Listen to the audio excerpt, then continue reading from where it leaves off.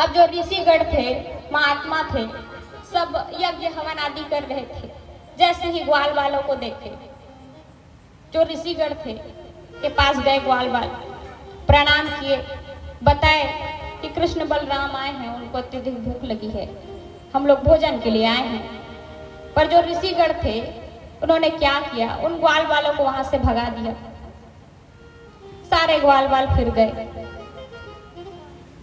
भगवान कृष्ण के पास। भगवान कृष्ण के पास जाकर के कहते हैं ग्वाल बाल कि कन्हैया, हम गए थे ब्राह्मणों के पास, पर उन्होंने हमें वहां से भगा दिया, कुछ भोजन नहीं दिया। तब भगवान कहते हैं कि मैंने तुम्हें क्या कहा था कि जा करके ब्राह्मण पत्नियों से तुम भोजन लेके आना। तुम ऋषियों के पास क्यों गए? अब फिर से जाओ तुम। इस बार संतों से, ब्राह्मणों से कोई बात मत करना, उनकी पत्नियों के पास जाना, वो देंगी तुम्हें भोजन। बोले ठीक है। फिर गए ग्वाल वाल छोटे छोटे। इस बार सारे ऋषिगण संत हवन पूजन आदि कर रहे हैं, उनसे कोई बात नहीं किए, उनको नहीं किया प्रणाम। सीधा कुटिया के अंदर गए। कुटिया के अंदर जाकर के ब्राह्मण पत्नियों को प्रणाम किए और प्रणाम करके कहे कि मैया, हम यहाँ गाय चराने के लिए आए थे, कृष्ण बलराम ही आए हैं, उनको अत्यधिक भूख लगी है, उन्होंने कहा है कि आपसे भोजन लेकर के हम आए। जैसे ही ब्राह्मण पत्नियों ने सुना कि भगवान श्री कृष्ण और बलराम जी आए हैं, सुंदर सा भगवान कृष्ण और बलराम जी के लिए अनेक प्रकार के व्यंजन बना करके कहती है कि हम खुद खिलाने जाएंगे कृष्ण और बलराम को। बोले ठीक है। तो अब ब्राह्मण पत्नियां अनेक प्रकार के व्यंजन बना करके भगवान के पास आती है।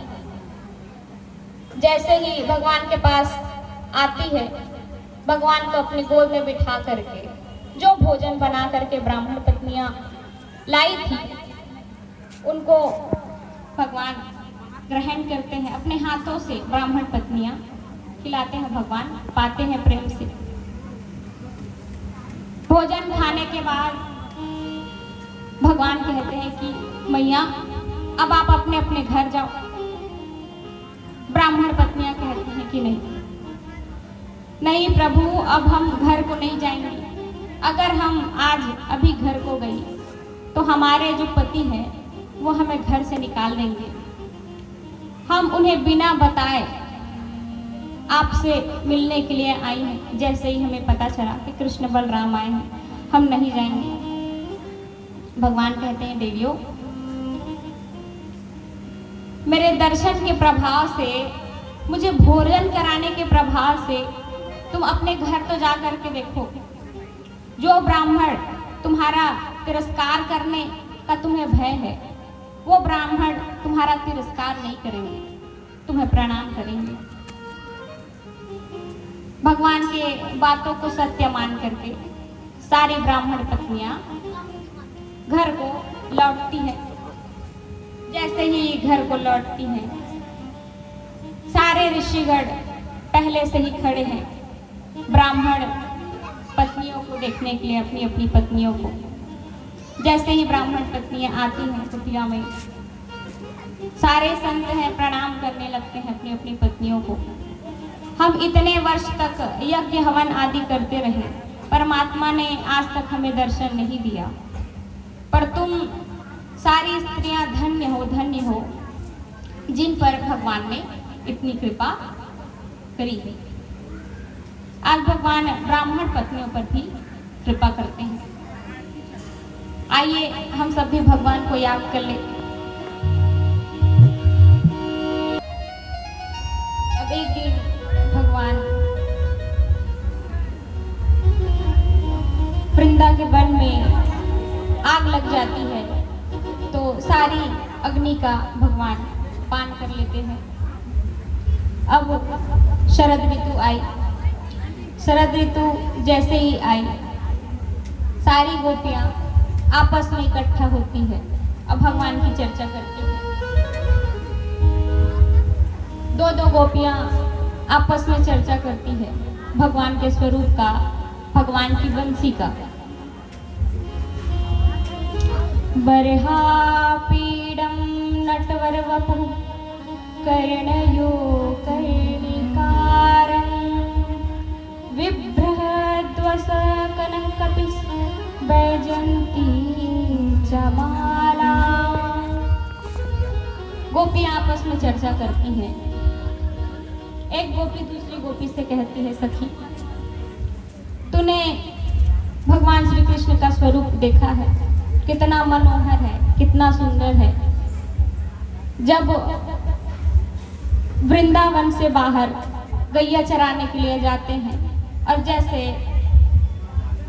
सायं समय होता है, संध्या का समय होता है, गाय को चरा करके जब आते हैं तो जो गाय माता होती है दिन भर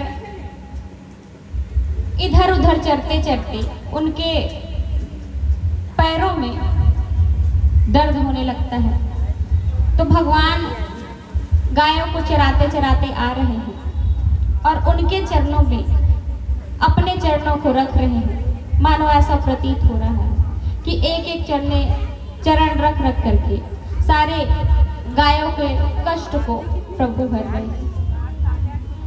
उनका स्वरूप कितना सुंदर है, कितना सुंदर मोर का मुकुट धारण करके रखे हैं। बरहा पीडम अर्थात मयूर के पंख को। तो भगवान ने मयूर के पंख को क्यों ही धारण करके रखा? तो कहे जो मयूर है वो परम योगी है और हमारे परमात्मा भी योगेश्वर है, इसीलिए मयूर के पंख को धारण करके रखे हैं। सुंदर गले में बैजंती की माला पहने हुए हैं, सुंदर पुष्पों का हार पहने हुए हैं। कितना सुंदर भगवान का स्वरूप लग रहा है। पीतांबर धारण किए हुए, मोर मुकुट धारण किए हुए, वैजंती की माला धारण किए हुए भगवान चलते चलते आ रहे हैं। दूसरी गोपी कहती है, स्वरूप तो इतना सुंदर है ही, पर जब बंसी बजाते हैं तो ऐसा प्रतीत होता है कि जैसे तीनों लोग को अपनी बांसुरी की धुन से मोहित कर लेंगे। बड़े बड़े देवता देवांगनाएं जब ऊपर से भगवान के मधुर गीत को सुनती है, बांसुरी के सुनती है, तो मुक्त हो जाती है।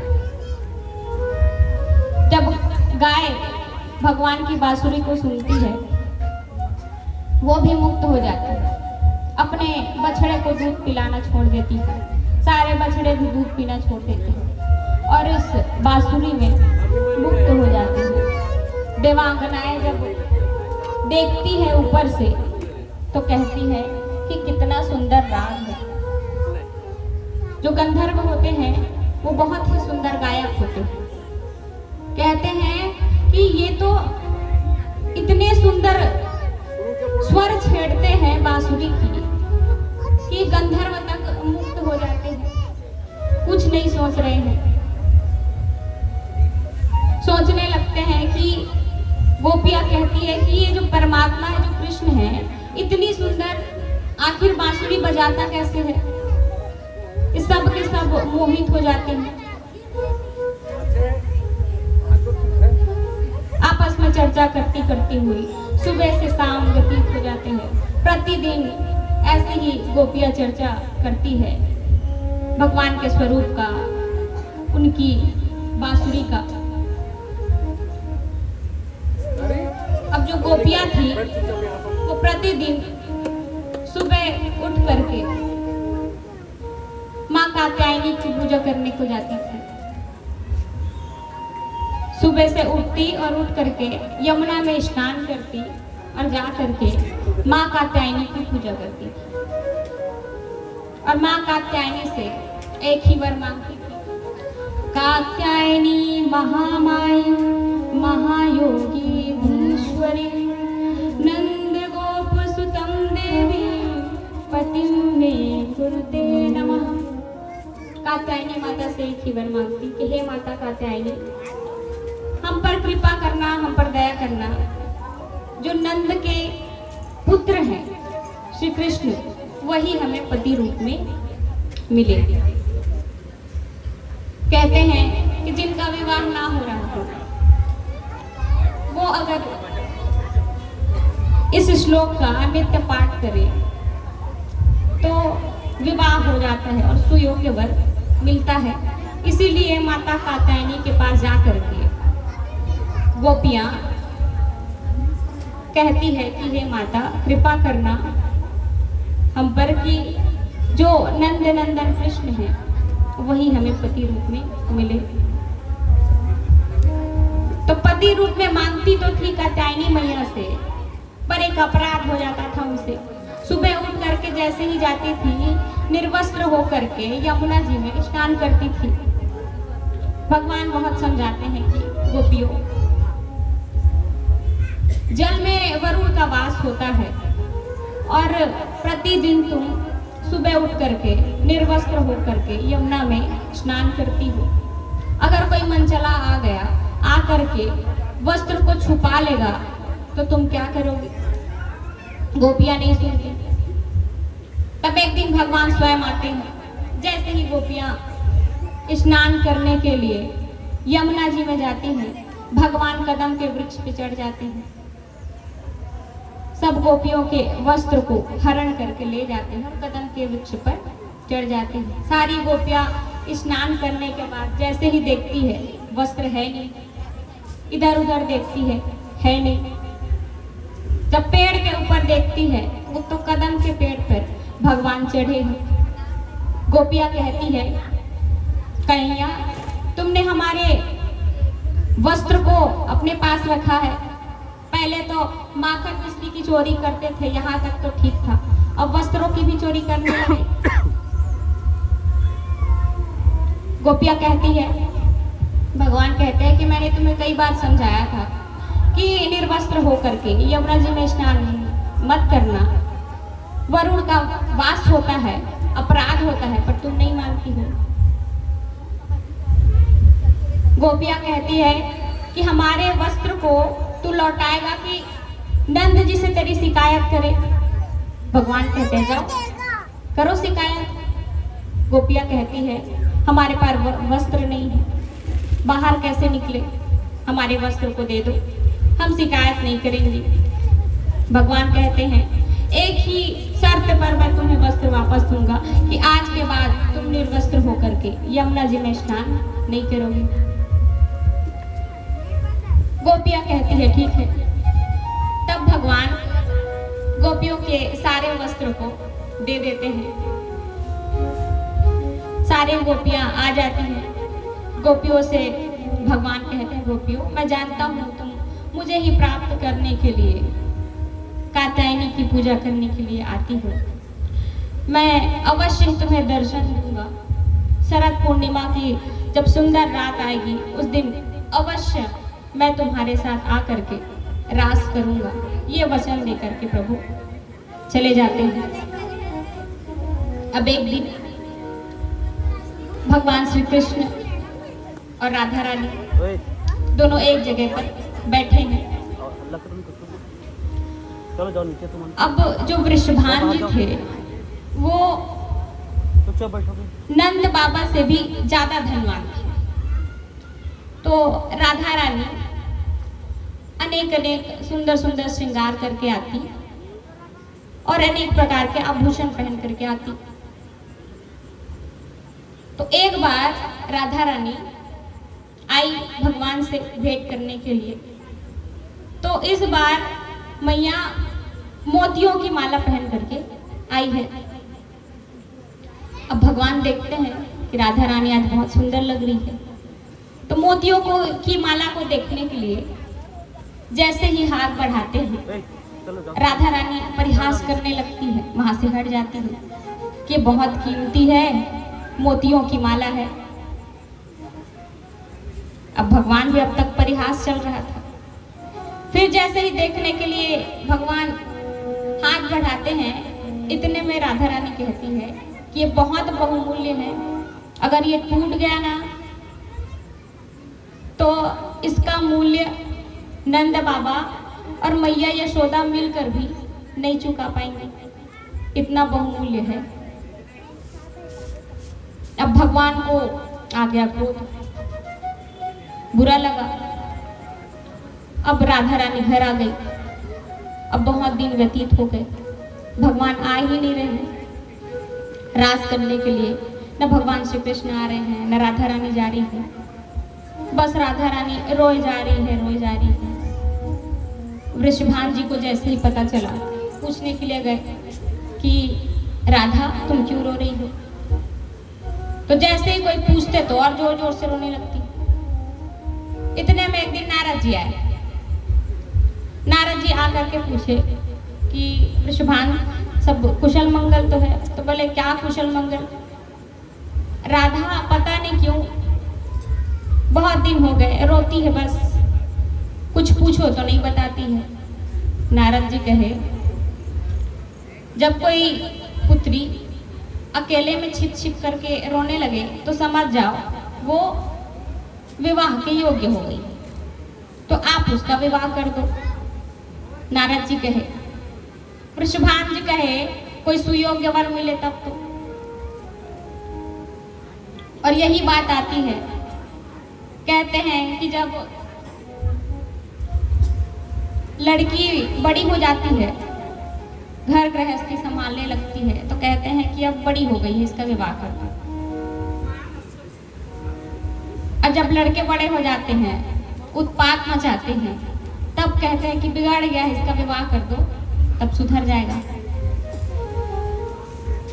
लड़कियों पे कहा जाता है कि लायक हो गई है, घर संभाल लेती है तो विवाह कर लो, और लड़कों को कहा जाता है कि बिगड़ गया है, विवाह कर लो तो सुधर जाएगा।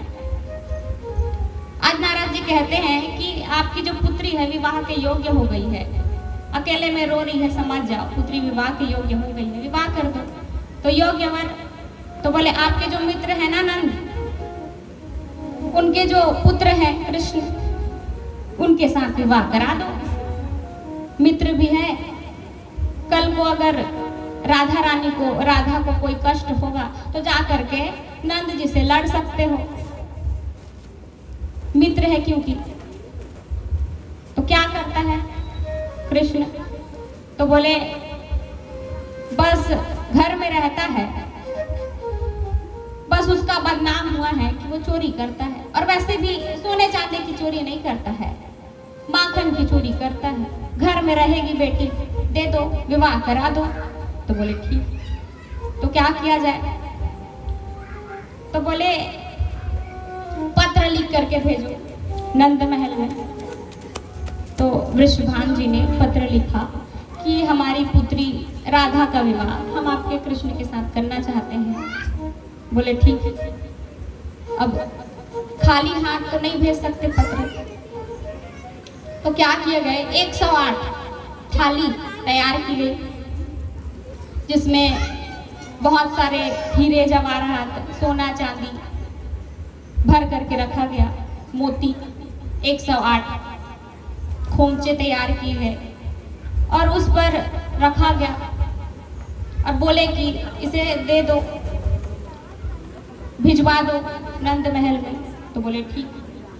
गए सेवक जा करके नंद बाबा को पत्र देते हैं। नंद बाबा देखते हैं, पत्र पढ़ते हैं कि रिश्ता आया है कन्हैया के लिए। अब भगवान भी देख रहे हैं, पर अपने कक्ष से बाहर नहीं निकल रहे हैं। उनको भी पता है कि हमारे विवाह की बात चल रही है, पर बाहर नहीं आ रहे हैं। तो अब सबको मान्य है विवाह, तो सहमति पत्र कि हाँ हमें विवाह मंजूर है, मान्य है, इसके लिए भी पत्र लिखा गया। अब इतने में भगवान को जैसे ही पता चला, आए बाहर निकल करके, देखे थालियों में, परात में, किसी में सोना चांदी हीरे जवाहरात मोती भरे हैं। तो एक मुट्ठी मोती निकाल करके भगवान ले जाते हैं और ले जा करके उसको बो देते हैं। अब नंद बाबा आते हैं, देखते हैं कि मोती कम है, पूछते हैं सेवकों से यहाँ कोई आया? तो बोले और तो कोई नहीं आए थे, कृष्ण बलराम आए थे। नंद बाबा कहे अपने ही घर में चोर है, दूसरों से क्या पूछना। भगवान को बुलाए कि कृष्ण इधर आओ, क्या तुमने इसमें से मोती निकाला है? तो बोले हाँ। नंद बाबा बोले आज मान भी गया कि मोती निकाला हूँ, तो फिर क्या किया हो? तो बोले उसको बो दिया हूँ, सुबह देखना पेड़ उग जाएगा। तो बोले ठीक है। सुबह गए, मोती बोए थे वहां, तो सच में मोतियों के बड़े बड़े वृक्ष, जैसे अंगूर के वृक्ष में अंगूर लटका रहता है, वैसे मोती के वृक्ष हैं और मोती लटके हैं। बहुत सारी मोतियों को इकट्ठा करके